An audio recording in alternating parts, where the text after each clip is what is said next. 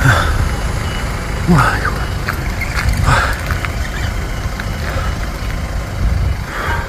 Gaza नहीं है, ये हमास भी नहीं है, ये है उत्तरी इजराइल। लेबनान से लगे हुए इस इलाके में जैसे जहन्नुम की आग जल रही है। इजराइल अब लेबनान को गाजा बनाने की तैयारी में जुट गया है, क्योंकि हिजबुल्लाह ने इस हमले को अंजाम दिया है। इजराइल और लेबनान बॉर्डर पर हुआ यह हमला एंटी टैंक मिसाइल से किया गया है। दावा किया जा रहा है कि इस हमले में इजराइल के कई सैनिक बुरी तरह घायल हुए हैं। अगर यह हमला बड़ा लगा तो इस अटैक को देखिए।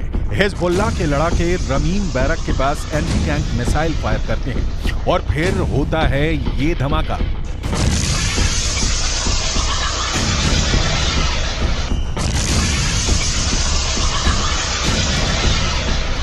इस वक्त लेबनान और इजराइल के बॉर्डर पर ऐसा युद्ध चल रहा है कि गाजा में हो रहे हमले छोटे लगेंगे।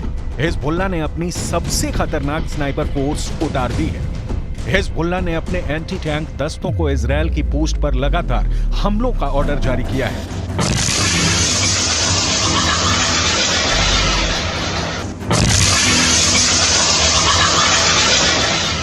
इन धमाकों ने एक बड़ी गारंटी देती है। इन हमलों ने साफ कर दिया है कि अब इजराइल लेबनान को माफ नहीं करेगा। इजराइल के रक्षा मंत्री की बड़ी धमकी देखिए। מה שאנחנו עושים בעזה אנחנו יודעים לעשות בביירות. מה שאנחנו עושים בעזה אנחנו יודעים לעשות בביירות. इजराइल की वार्निंग बहुत साफ है। उसने जो हाल फिलिस्तीन के गाजा का किया है, यही हाल वो लेबनान की राजधानी बेरूत का कर सकता है। यानी इजराइल ने अब जो पहले गाजा का हाल किया है, वही वो बेरूत को दूसरा गाजा बनाकर करेगा। सवाल है कि इस युद्ध में कितने गाजा बनेंगे। हिजबुल्लाह का एक और हमला देखिए। हिजबुल्लाह ने इस वक्त इजराइल की नाक में दम कर दिया है। इजराइल को दूसरा मोर्चा खोलने के लिए मजबूर कर दिया है। हिजबुल्लाह इस वक्त इजराइल के लिए सबसे बड़ी टेंशन बन चुका है, क्योंकि हिजबुल्लाह ने साफ कर दिया है कि वो हमास के लिए अब कुछ भी करेगा और वो इजराइल पर हमले जारी रखेगा। شهدنا في الأيام القليلة الماضية موجة جديدة من التهديدات من نتنياهو، من جالنت، من جانيتس، من آخرين باتجاه لبنان، وسببه هو ارتفاع مستوى القلق باتجاه ما يجري في هذه الجبهة وارتقائها كما ونوعا وعمقا. طبعا نحن سنستمر في هذا الموقف، في هذا الأداء. ये लेबनान और इजराइल के बॉर्डर पर यारून इलाका है। यहाँ उठता धुआं इजराइल की बमबारी का नतीजा है। हिजबुल्लाह के अटैक के बाद इजराइल लगातार दक्षिणी लेबनान पर बमबारी कर रहा है। इसीलिए डर है कि अब इजराइल बेरूत को दूसरा गाजा बना सकता है। हिजबुल्लाह के महासचिव हसन नसरल्लाह ने अपने भाषण में ऐसी बातें कही हैं कि इससे साफ है कि इजराइल और फिलिस्तीन के बीच चल रही जंग लंबी चलेगी। खतरा है कि इसमें 10 गुना ज्यादा मौतें होंगी। टारगेट पर अब ऐसे ठिकाने होंगे जिसके बारे में सुनकर कोई भी चौंक जाएगा। ये बात पहले से साफ है कि हिजबुल्लाह के पीछे ईरान है। ईरान से जैसे ही ऑर्डर मिलता है, हिजबुल्लाह इजराइल को टारगेट करता है। ये ईरान का ऐसा प्लान है जिसमें हिजबुल्लाह के हमलों के बाद इजराइल बुरी तरह उलझ कर रह गया है। ईरान ने अब ये साफ कर दिया है कि जो भी इस्लामिक देश अब इजराइल के खिलाफ नहीं, वो गाजा की तबाही में बराबर का साझेदार है।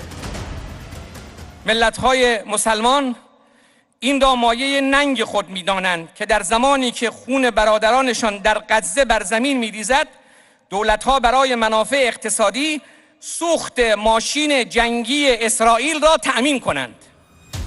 लेबनान बॉर्डर पर चल रही लड़ाई से अलग अगर गाजा पट्टी को देखा जाए तो इस वक्त वो इजराइल की बमबारी में खंडहर बनता जा रहा है। 11,000 से ज्यादा लोग मारे जा चुके हैं। इनमें 5,000 तो सिर्फ बच्चे हैं। ऐसे में इजराइल की धमकी क्या हिजबुल्लाह को डरा पाएगी? क्योंकि नेतन्याहू ने साफ कर दिया है कि युद्ध करना हिजबुल्लाह की जिंदगी की सबसे बड़ी गलती साबित होगी। תקפנו מטרות רבות של חיזבאללה, חיסלנו מחבלים רבים, ואני שב ואומר, אם חיזבאללה יבחר להיכנס למלחמה, הוא יעשה את טעות חייו. देखा जाए तो हिजबुल्लाह वो संगठन है जिसे ईरान से पूरी मदद मिलती है और ईरान हिजबुल्लाह को इजरायल के खिलाफ एक बड़े हथियार के तौर पर इस्तेमाल भी करता आया है। लेकिन इजरायल ने अगर हिजबुल्लाह का हाल हमास जैसा करने का फैसला किया तो लेबनान में वर्ष 2006 वाले युद्ध की तबाही दोहराई जा सकती है। 2006 में हिजबुल्लाह और ईरान के बीच 34 दिन तक युद्ध चला था। तब इजरायल के 121 सैनिकों को मिलाकर 160 लोग मारे गए थे, जबकि हिजबुल्लाह के 250 लड़ाकों समेत लेबनान के 1200 लोगों की मौत हुई थी। हम अपनी वीडियो लाइब्रेरी से 17 वर्ष पहले लड़े गए इस युद्ध की तस्वीरें निकाल कर लाए हैं ताकि इस बात का अंदाजा लगाया जा सके कि इजरायल फिर से लेबनान का वही हाल कर सकता है जो इस बार वो गाजा का कर रहा है। इसलिए हिजबुल्लाह को नेतन्याहू की धमकी को बहुत गंभीरता से लेना होगा, क्योंकि इजरायल अब बेरूत को दूसरा गाजा बना देगा। ये वो साफ साफ कह रहा है। 2006 का इजरायल लेबनान युद्ध संयुक्त राष्ट्र के दखल के बाद सीज फायर के साथ खत्म हुआ। इजरायल के टैंक लेबनान के अंदर घुस गए थे। तब भी इजरायल का मरकाबा टैंक सबसे खतरनाक युद्ध मशीन बनकर लेबनान पर टूट पड़ा था। हालांकि सीज फायर के बाद इजरायल को बड़ा घाटा हुआ, उसकी फौज को लेबनान से पीछे हटना पड़ा। यही वजह है कि हिजबुल्लाह 2006 में हुए युद्ध को अपनी जीत बताता रहा है, क्योंकि इजरायल एक सेना नहीं बल्कि मिलिशिया को भी हराने में नाकाम रहा था। हालांकि हिजबुल्लाह को भी बड़ा नुकसान उठाना पड़ा था। ऐसे में अगर ये जंग बढ़ी और लेबनान और इजराइल के बीच युद्ध आर पार का हुआ तो इस बार हिजबुल्लाह को बड़ा झटका लग सकता है। ऐसे में समझ लीजिए कि अगर हिजबुल्लाह को झटका लगा तो इसका असर तेहरान तक पहुंचेगा।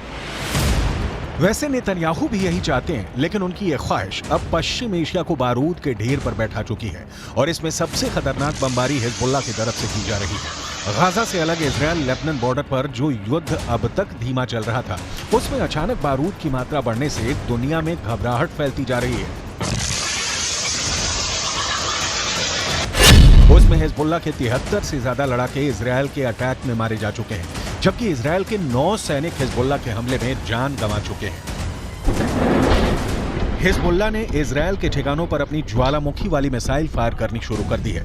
इस मिसाइल के बारे में नसरल्लाह ने बहुत डिटेल में बताया है ताकि इजरायल को पता चल जाए कि उसके उत्तरी बॉर्डर पर हिजबुल्लाह इस बार किस तरह के हथियार लेकर तैयार बैठा हुआ है। التي نسميها البركان والتي تستهدف بها المواقع. البركان صاروخ زنة المتفجرات الموجودة فيه ما بين 300 كيلو إلى 500 كيلو، يعني نصف طن. لكم أن تتصوروا نصف طن من المتفجرات يقع على رؤوس المواقع الإسرائيلية في المنطقة الأمامية وفي الحدود. अब हिजबुल्लाह के महासचिव हसन नसरल्लाह की तरफ से जो धमकी आई है वो इस युद्ध को किस लेवल पर ले जाएगी, इसे लेकर इजरायल के प्रधानमंत्री बेंजामिन नेतन्याहू ने भी तेवर कड़े कर लिए हैं। אנחנו ננצח. אנחנו לא נעצור עד לניצחון. אני עומד בקשר רצוף עם נשיא ארצות הברית ג'ו ביידן. אנחנו מאוד מעריכים את תמיכתו, את התמיכה של הממשל האמריקני, את התמיכה של העם האמריקני. वैसे हिजबुल्लाह को लेकर इजरायल की मदद करने पहुंचे अमेरिका को बिना लड़े एक बड़ा झटका लगा है। भूमध्य सागर में अमेरिका के समुद्री बेड़े का हिस्सा रहे 5 कमांडो एक ट्रेनिंग मिशन के दौरान मारे गए हैं। अमेरिका के कैरियर यूएसएस फोर्ड से ऑपरेट करने के दौरान उसकी स्पेशल ऑपरेशन टीम यानी सील कमांडो दस्ते के 5 सैनिक एक हेलीकॉप्टर हादसे में मारे गए। इस वक्त इजरायल और अमेरिका के लिए 4H बहुत बड़ा खतरा बने हुए हैं। इन चारों H के बारे में बहुत गौर से समझिएगा, क्योंकि इन चारों H को ईरान का पूरा समर्थक है।